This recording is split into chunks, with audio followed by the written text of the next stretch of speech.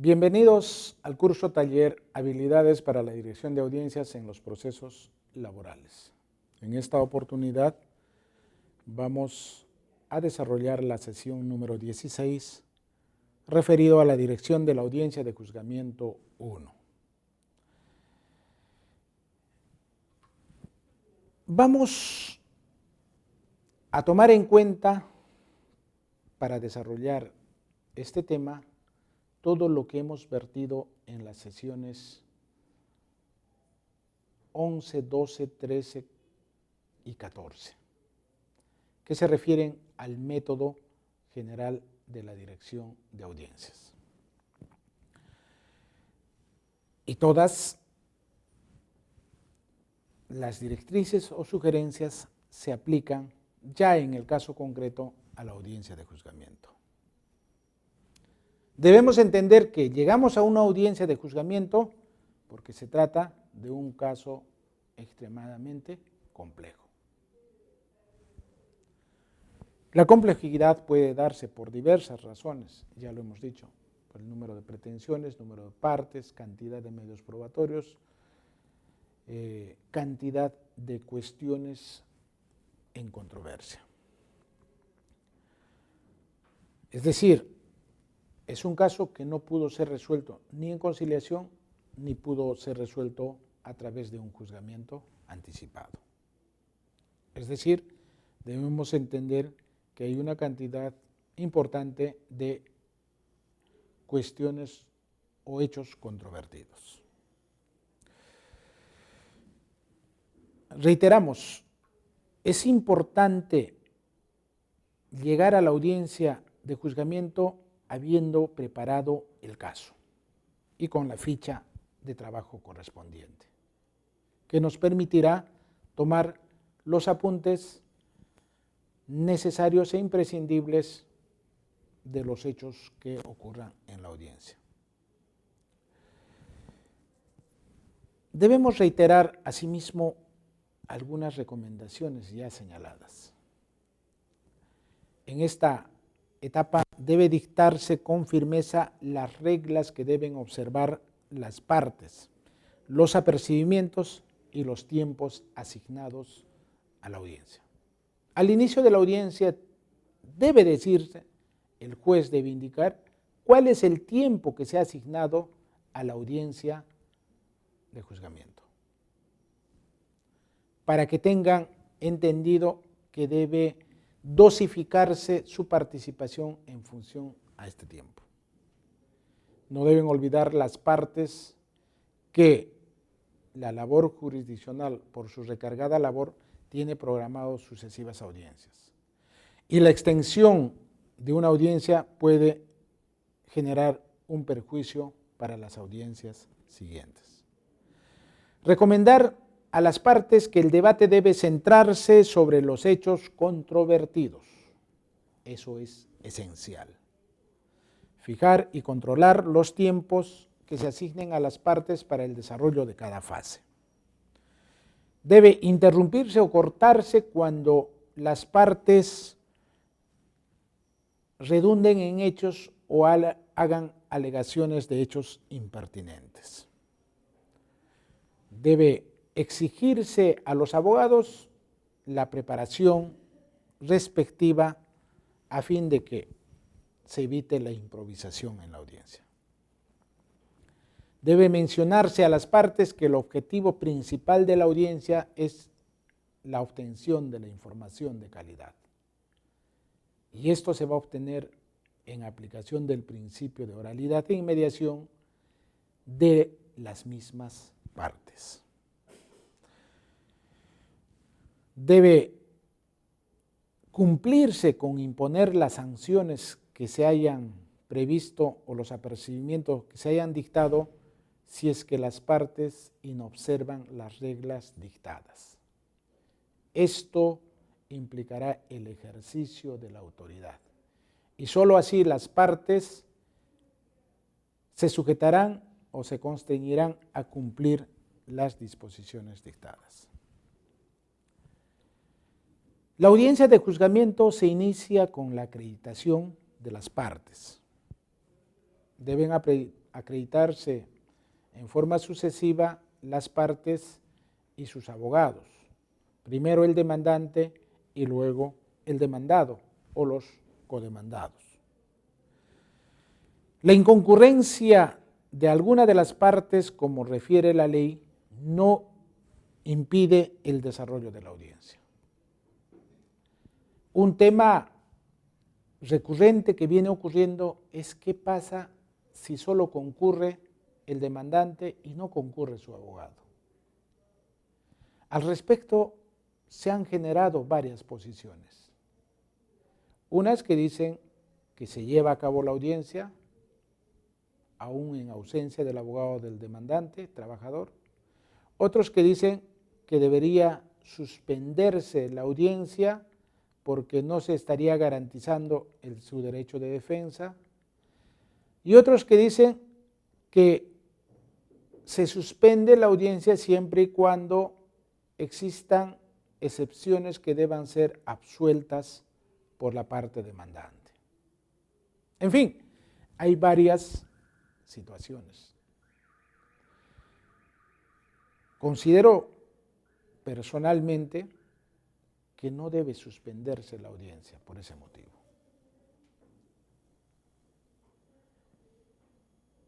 Porque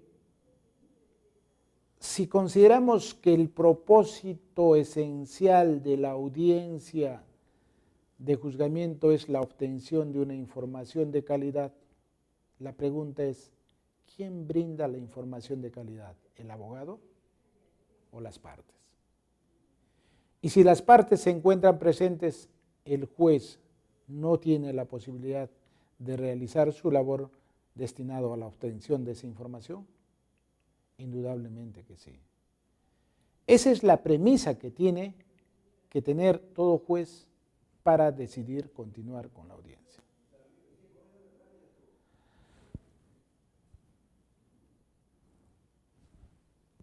Una vez acreditadas las partes, se pasa a la confrontación de posiciones. Se otorgará el uso de la palabra al abogado del demandante, indicándole el tiempo destinado o el tiempo concedido para su exposición, reiterándole la concreción de su exposición y que se sujete a la mención de las pretensiones invocadas y a la mención de los hechos que sustentan estas pretensiones. Referirle que no es necesario aludir a las pruebas ni a los fundamentos jurídicos.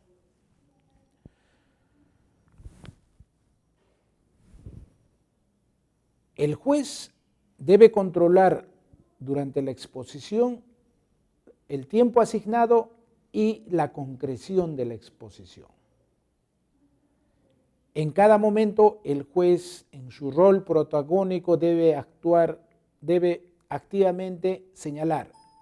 Si no se cumple con señalar la pretensión, exigirle que previamente indique cuáles son las pretensiones y luego los hechos vinculados a ellos. Debe incidir puntualmente en exigirle al abogado para que indique cuál es el hecho controvertido o los hechos controvertidos en el caso concreto. Debe impedirle que el abogado se refiera a hechos ajenos o impertinentes al caso en controversia. Concluida la exposición o cumplido el tiempo, el juez concederá el uso de la palabra al abogado de la parte demandada para que igualmente, primero, exprese oralmente los fundamentos de los medios de defensa que hubiera propuesto y luego los fundamentos, cuáles son sus pretensiones respecto a las pretensiones del demandante y cuáles son los fundamentos. Y en el mismo sentido, precisarle que debe pronunciarse sobre los hechos controvertidos que él considere se dan en el caso en concreto.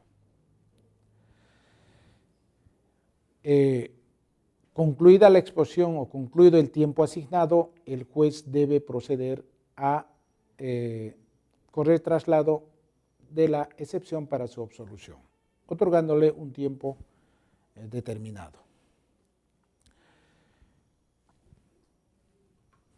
Debe precisarle que indiquen los hechos que serán necesarios para resolver la excepción. Luego se pasa a la fase siguiente, que es la etapa de la actuación probatoria. Y en esta fase, el primer paso en la parte de la admisión de medios probatorios es la fijación de los hechos no requeridos de prueba. La ley procesal nos da una pauta respecto a qué debemos entender por los hechos no requeridos de prueba en el artículo 19 y en el numeral 1 del artículo 46.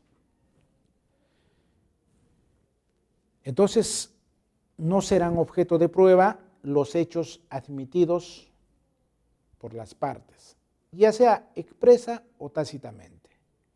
La admisión tácita implica que la parte no ha cuestionado, no ha negado o no se ha referido a los hechos indicados por la parte contraria.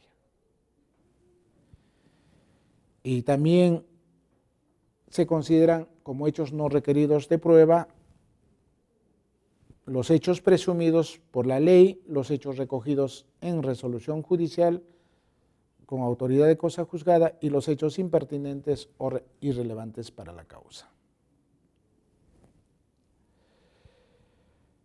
La ley no señala expresamente que deben fijarse en contrapartida los hechos requeridos de prueba. Solamente se limita a señalar que debe pasarse a señalar cuáles son los medios probatorios que se admiten para acreditar los hechos requeridos de prueba. Entonces, el contenido de esta disposición nos hace inferir de que sí deben mencionarse los hechos requeridos de prueba, porque precisamente en función a ellos es que se desarrollará la admisión de los medios probatorios. Es decir, la determinación de estos hechos no puede tener o no puede ser soslayado por el hecho de que la norma no lo señala expresamente. Y para la fijación de los hechos controvertidos vamos a volver a recordar lo que hemos dicho en torno al método general de dirección de audiencias. Cómo identificar el hecho controvertido. Repetimos al respecto, no deben ser confundidos con las pretensiones invocadas, no deben ser confundidos con las argumentaciones jurídicas invocadas. Y vamos a poner a modo de ejemplo cómo sería la forma de determinar los hechos requeridos de prueba en un proceso de tercerización. La tercerización, la desnaturalización de la tercerización implica la pretensión de que un trabajador se le reconozca relación laboral directa con la empresa usuaria, porque el contrato que habría existido entre su empleador y la empresa usuaria se habría desnaturalizado. Entonces, pongamos como ejemplo que la causal invocada en este caso haya sido que la empresa tercerizadora no tenía autonomía empresarial. El conflicto es que, ¿no?, si le corresponde o no, o si le asiste el derecho a que se le reconozca vínculo laboral con la empresa tercerizadora. Pero ¿cuál sería el hecho controvertido? Indudablemente la posición de la demandada será señalar de que no ha habido no se ha configurado este elemento de la falta de autonomía y que la empresa tercerizadora sí ha tenido la autonomía. Lo que hay que ubicar entonces ahí es cuáles son los hechos que subyacen a esta calificación de falta de autonomía. ¿Cuáles son los elementos que configurarían la falta de autonomía? La falta de recursos,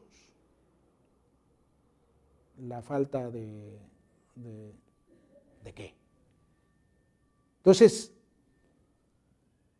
los hechos controvertidos se orientarán a determinar si, en el caso en concreto, la empresa cuenta con los recursos suficientes para desarrollar autónomamente sus servicios.